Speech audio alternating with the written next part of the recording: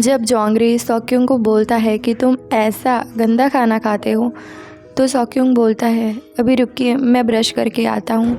तो जोंगरी उसको बोलता है मैं तो यहाँ पर इस चीज़ के लिए नहीं आया हूँ। क्या तुम्हें ऐसा लगता है कि मैं तुम्हारा सर अपने नीचे लेने के लिए आया हूँ? मैं तो ये लेने आया हूँ। ये बोल के वो वहाँ पर पड़ी एक आइसक्रीम को उठाता है और बोलता है मुझे लगता है कि तुम्हारा दिल और दिमाग वहीं पर घूमता रहता है। यानी कि सॉक्योंग को ऐसा लगता था कि शायद ये फिर से अपना वो चीज़ को शक करवाने के लिए आए हैं, इसलिए वो बोल रहा था कि मैं ब्रश करके आता हूँ। पर यहाँ पर ये चीज़ के लिए जोंगरी नहीं आया था। फिर जोंगरी वो आइसक्रीम के पैकेट को तोड़ने लगता है और बोलता है मैं यहाँ पर इस चीज़ के लिए आया हूँ, ठीक है, इस चीज़ के लिए। मैं जब इस चीज़ को यहाँ पर खाता हूँ तो इसका स्वाद बहुत मस्त होता है, पर जब मैं कहीं और पर इसे टेस्ट करता हूँ तो इसका टेस्ट बहुत ख़राब होता है। पता नहीं ऐसा क्यों, अजीब होता है पर अच्छा नहीं लगता।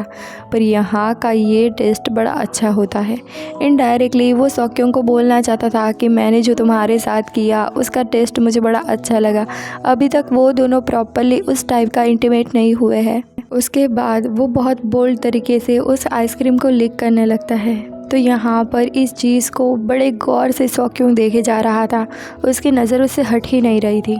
उसके बाद जोंगरी सॉक्योंग को बोलता है हे मेरी माँ, तुम सब कुछ रिकॉर्ड रखते हो, ऐसा मैंने सुना था। तुम अपने टेबल पर सभी लोगों का रिकॉर्ड रखते हो कि किसने कितना लिया और कितना नहीं, तो मेरा भी तुमने रिकॉर्ड रखा होगा ना?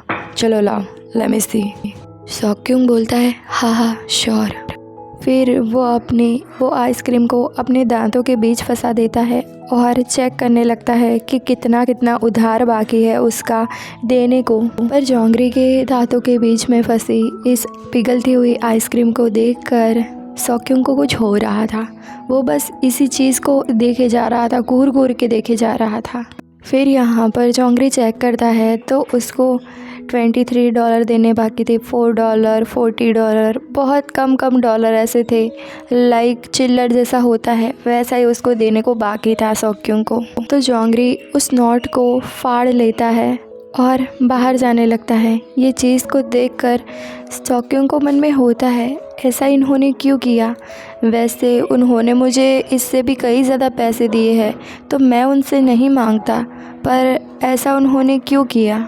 फिर उसकी नज़र पड़ती है उस आइसक्रीम पर जो यहाँ पर छोड़कर जोंगरी बाहर चला गया था। मन ही मन में सोचता है सॉक्योंग ये यहाँ पर वो रख कर क्यों चले गए हैं? किसके लिए? मेरे लिए क्या? फिर ये आइसक्रीम को खाने लगता है और मन ही मन में सोचता है आज हमने क्यों कुछ किया नहीं। आज एक बार भी उन्होंने मुझे ऐसा नहीं बोला कि तुम मेरे नीचे बैठ जाओ, जैसा हर बार वो बोलते हैं। हम पहले कई बार कर चुके हैं। क्या ऐसा तो नहीं है कि वो मुझसे बोर हो गए हैं या फिर अब उनको मेरे लिख से मज़ा नहीं आता? क्या वो मुझसे बोर हो गए हैं? फिर मन ही मन में सोचता है एटलीस्ट मुझे ऐसा लगता है कि फाइनली मैं किसी के लिए एक बार तो यूज़फुल हो पाया। ये मेरे लिए बड़ी अच्छी बात है। फिर सॉक्योंग यह आइसक्रीम को वैसे ही लिक करने लगता है मानो जोंगरी की वो चीज़ हो, क्योंकि सॉक्योंग का बहुत मन कर रहा था कि आज भी वो उसके साथ यानी कि जोंगरी के साथ वो सब करे और उसकी वो चीज़ को लिक करे। पर आज तो सामने से जोंगरी ने नहीं किया, तो सामने से सॉक्योंग नहीं बोल पा रहा था कि आज भी मुझे आपके साथ वो करना है। इसीलिए वो ये आइसक्रीम को वैसे ही लिक करने लगता है मानो वो जोंगरी की वो चीज़ हो। और फिर मन ही मन में सोचता है मैंने जोंगरी की वो चीज़ को लीक किया है, कई बार मैंने लीक किया है, कई बार मैंने उस चीज़ को शक किया है। इसका मतलब हम दोनों के बीच में कुछ ना कुछ तो खास होगा ही होगा, तभी उन्होंने मुझे वो करने दिया। यहाँ पर सॉक्योंग अपने आप को बहुत ज़्यादा ब्लेस मानता था कि वो जोंगरी के साथ ये सब कर पाया। भले ही जोंगरी ने उसके साथ 2-3 बार कुत्ते जैसा बर्ताव किया हो और बहुत ही भला बुरा बोला हो, गालियाँ बोली हो, पर फिर भी यहाँ पर सॉक्योंग अपने आप को बड़ा ब्लेस समझ रहा था और लकी मान रहा था। आइसक्रीम ख़त्म हो जाती है, उसके बाद एंटर होता है जोंगरी जो कि वापस आया था और वो बहुत सारे पैसे, बहुत ही ज़्यादा पैसे सॉक्योंग के टेबल पर रखता है। और जो नोट्स उसने वहाँ से फाड़ दी थी उस पर वो रेड लाइन बना कर आया था कि ये सारे पैसे मैंने चुका दिए हैं। ये पैसे और नोट रखते हुए सॉक्योंग को जोंगरी बोलता है, काउंट करो इसे। फिर यहाँ पर जोंगरी सॉक्योंग को बोलता है, मैं भाग रहा था गड्ढे में से तो एक ट्रक आई।